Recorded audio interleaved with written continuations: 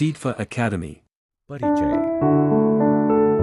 अंकिता, जैसा कि हम पहले भी चर्चा कर चुके हैं कि जनन सभी जीवों की वह क्षमता है जिसमें एक जीव लगभग अपने समान गुणों वाले एक छोटे से जीव को जन्म देता है। हाँ माधुरी, तथा वह प्रक्रिया जिसमें नर और मादा युग्मक गैमीट के संलयन के पश्चात एक नई जीव की उत्पत्ति होती है, लैंगिक जनन कहलाती है। तो आओ इस पाठ में हम जनन के बारे में विस्तार से चर्चा करें। उद्देश्य। इस पाठ के अंत में आप निम्न करने में सक्षम हो जाएंगे। लैंगिक जनन को परिभाषित करना, मानव में लैंगिक जनन को समझना, यौवनारंभ को समझना, किशोरावस्था में होने वाले परिवर्तनों को पहचानना, नर जनन अंगों को पहचानना, मादा जनन अंगों को पहचानना, मानव में जनन प्रक्रिया को समझना, ऋतुस्राव रजोधर्म को समझना, मानव में लैंगिक जनन। मनुष्य एक लिंगी या एकालिंगाश्रयी होते हैं। दो लिंग निश्चित बाह्य आकारिकी लक्षणों, जिन्हें द्वितीयक लैंगिक गुण कहते हैं, उसमें भी भिन्न होते हैं। इसे लैंगिक द्विरूपता कहते हैं। मानव में जनन अंग नर में वृषण और मादा में अंडाशय यौवनारंभ की प्राप्ति के पश्चात कार्य करना प्रारंभ कर देते हैं। यौवनारंभ या लैंगिक परिपक्वता। किशोरावस्था के दौरान यानी समय में यौवनारंभ लैंगिक परिपक्वता की वो अवधि है जिसमें जनन अंग सक्रिय हो जाते हैं।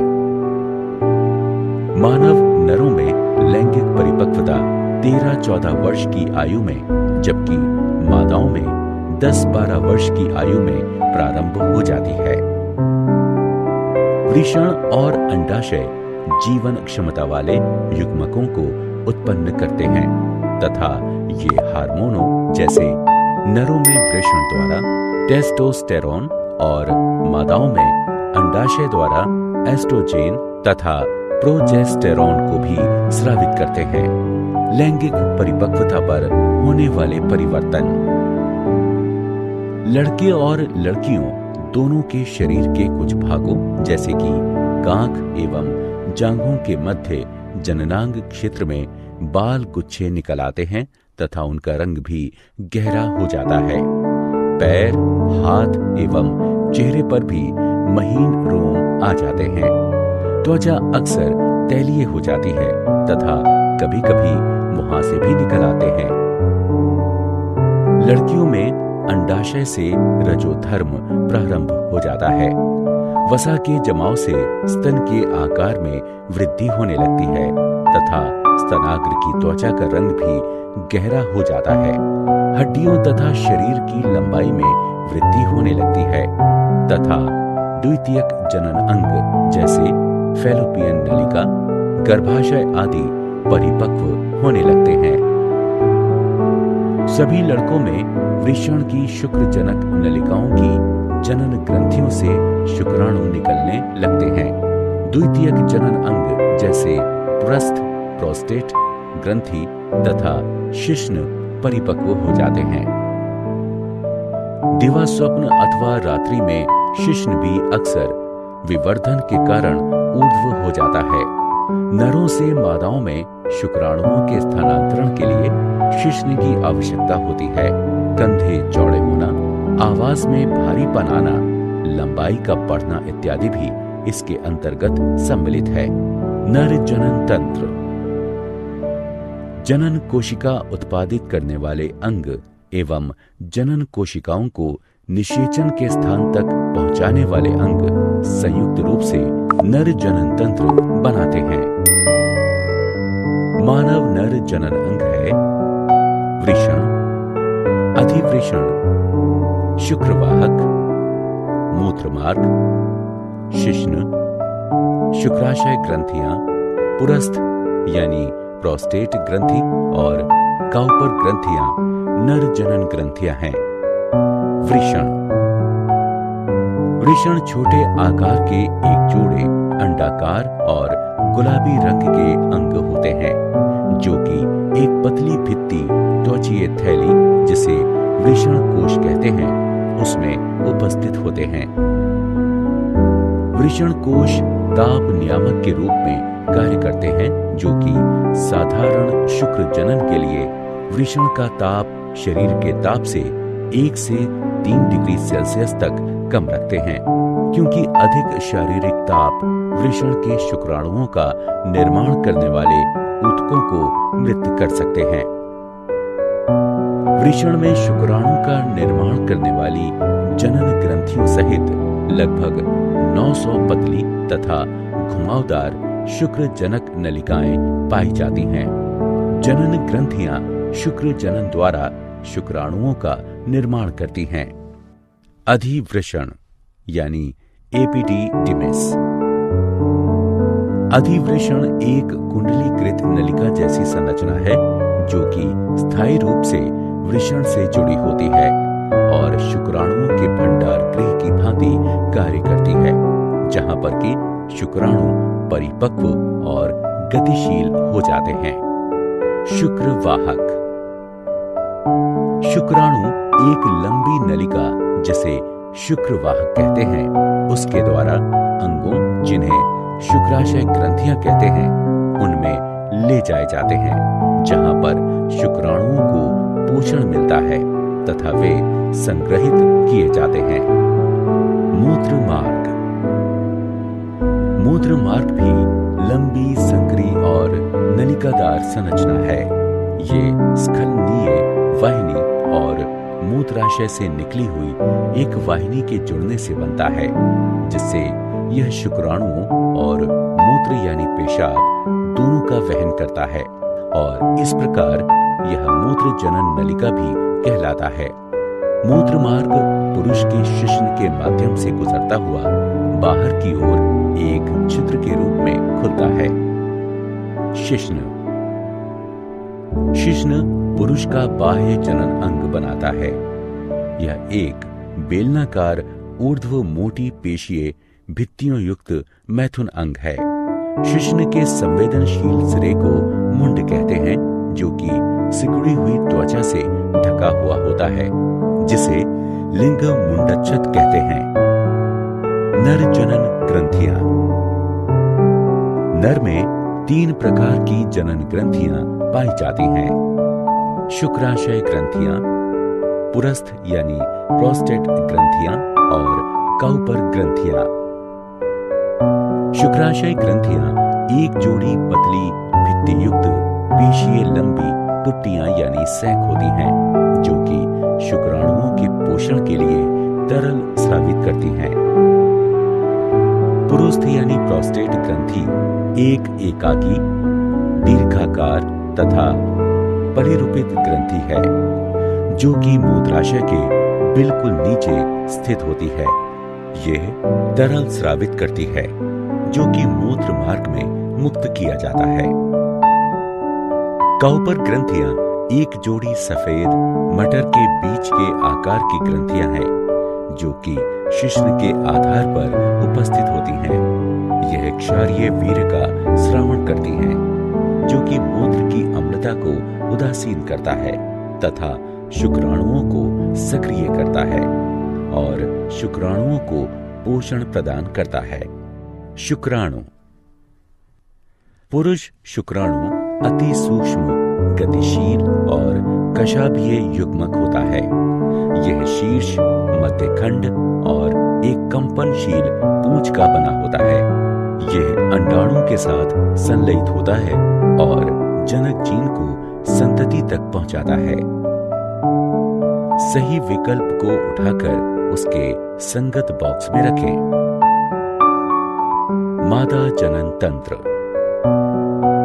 मादा जनन कोशिकाएं या अंड अंडाशयों में बनते हैं तथा कुछ हार्मोनों के निर्माण के लिए भी उत्तरदायी होते हैं। मादा मानव के जन्म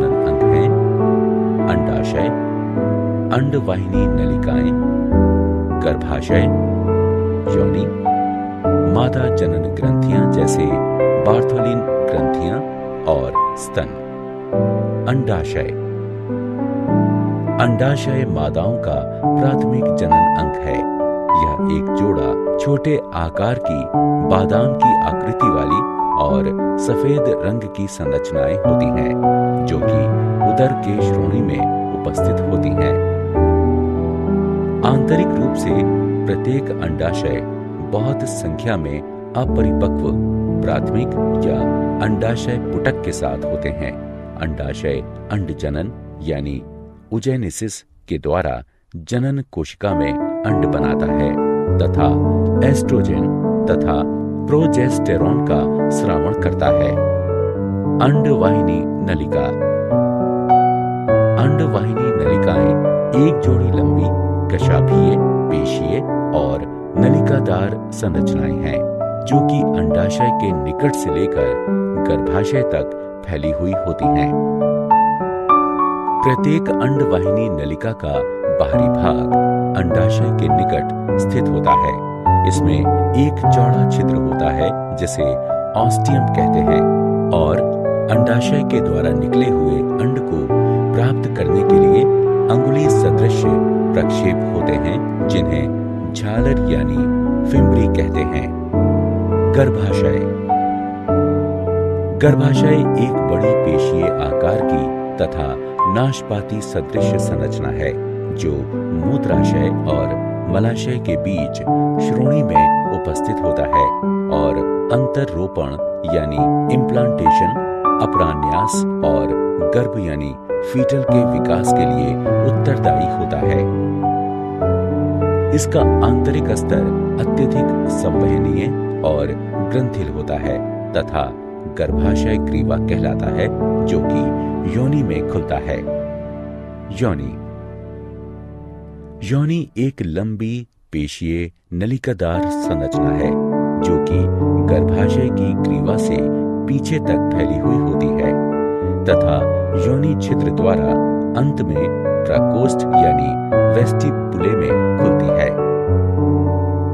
मैथुन के दौरान जब वीर्य योनि में मुक्त होता है तो यह मैथुन यानी संयोजन गुहा की तरह कार्य करती है और शिशु के जन्म के दौरान शिशु इसमें से ही होकर गुजरता है, इसलिए यह जन्म गुहा की भांति भी कार्य करती है। मनुष्यों में लैंगिक जनन की प्रक्रिया। नर युग्मक या शुक्राणु अति सक्रिय तथा गतिशील होते हैं, जो गर्भाशय ग्रीवा के द्वारा गर्भाशय में गति करते हैं और अंडवाहिनी नलिकाओं में पहुंच जाते हैं। अंडवाहिनी नलिका में केवल एक शुक्राणु ही अंडाणु के साथ संलयन करके युग्मनज यानी जाइगोट बनाता है। इसे निषेचन कहते हैं। यह केवल अंडोत्सर्ग काल के दौरान शुक्राणु अंडवाहिनी नलिका में प्रवेश करने पर ही होता है। अंडवाहिनी नलिका में युग्मनज यानी जाइगोट का भ्रूणीय परिवर्तन यानी विकास तुरंत प्रारंभ हो जाता है तथा सगर्भता यानी गर्भावस्था शुरू हो जाती है, जबकि ऋतुस्राव यानी रजोधर्म बंद हो जाता है। भ्रूण गर्भाशय में पहुंचने के लिए नीचे चला जाता है। गर्भाशय की मोटी भीतरी परत में भ्रूण का अंतःस्थापित होना ही अंतरोपण कहलाता है। तब गर्भाशय की दीवार और भ्रूण के मध्य एक विशेष ऊतक, जिसे अपरा कहते हैं, उसका विकास हो जाता है, जो कि भ्रूण को ऑक्सीजन तथा पोषण की आपूर्ति एवं कार्बन डाइऑक्साइड तथा भ्रूण द्वारा उत्पन्न उत्सर्जी अवशिष्ट पदार्थों को बाहर निकालने का कार्य करता है। गर्भाशय के अंदर गर्भ यानी फीटल के विकास से लेकर बच्चे के जन्म की अवधि को गर्भावधि यानी जेस्टेशन कहते हैं। गर्भावधि यानी जेस्टेशन के अंत पर पूर्ण विकसित गर्भ यानी फीटल को जन्म देने की प्रक्रिया को प्रसव यानी पार्ट्यूरेशन कहते हैं। मां के शरीर के अंदर बच्चे के विकास की प्रक्रिया में लगभग 9 महीने का समय लगता है। ऋतुस्राव यानी रजोधर्म। रक्तवाहिका के साथ योनि से रक्तस्राव के रूप में गर्भाशय की मोटी और मुलायम आंतरिक दीवारों के टूटने तथा हटने को ऋतुस्राव यानी रजोधर्म कहते हैं। अंडाशय और गर्भाशय में प्रत्येक 28 दिन या 1 महीने बाद आत्रोद्भाव की घटना का चक्र होता है, जिसे मादा मानवों में आत्रोद चक्र यानी मेंस्ट्रुअल साइकिल या लैंगिक चक्र कहते हैं। यह चक्र 2 से 8 दिनों तक चलता है। सही विकल्प को उठाकर उसके संगत बॉक्स में रखें। क्या आप जानते हैं शुक्राणु वीर्य यानी सीमेन का केवल 10% भाग ही बनाते हैं। मादा 1 वर्ष में लगभग 13 अंडे देती है, जबकि मादा मानव जनन काल के दौरान लगभग 416 अंडे देती है। मानव मादा में यौवनारंभ पर प्रथम ऋतुस्राव रजोधर्म, जिसे रजोदर्शन यानी मैनार्क कहते हैं, इसका प्रारंभ होता है। रजोनी वृत्ति यानी मीनोपॉज वह काल है जब मादा मानवों में अंडोत्सर्ग और आत्रोद चक्र स्थायी रूप से हमेशा के लिए बंद हो जाता है। नई जन्मे शिशु का औसत भार 3.5 किलोग्राम होता है। सारांश। आइए हमने जो कुछ सीखा है उसे संक्षेप में दोहराएं। मानव एक लिंगी होते हैं तथा लैंगिक द्विरूपता दर्शाते हैं। नर जनन तंत्र वृषण, अधिवृषण, शुक्रवाहक, मूत्रमार्ग और शिश्न से मिलकर बनता है। शुक्राशय ग्रंथियां पुरुस्थ यानी प्रोस्टेट ग्रंथियां और काउपर ग्रंथियां नर की सहायक जनन ग्रंथियां हैं। मादा जनन तंत्र अंडाशय, अंडवाहिनी नलिका, गर्भाशय, योनि और भग से मिलकर बनता है। बार्थोलिन ग्रंथियां और स्तन मादाओं की सहायक जनन ग्रंथियां हैं। आर्द्र चक्र के अंतर्गत अंडाशय में होने वाले चक्रीय परिवर्तन और जनन काल के दौरान मादा जनन क्षेत्र में होने वाले परिवर्तन सम्मिलित हैं। यह चक्र लगभग 1 माह में पूरा होता है। यह 4 प्रावस्थाओं पुटक प्रावस्था, अंडोत्सर्ग प्रावस्था, स्रावी प्रावस्था और आर्तव प्रावस्था से मिलकर बना होता है। यह यौवनारंभ पर प्रारंभ होता है और रजोनी वृत्ति यानी मीनोपॉज पर पूर्ण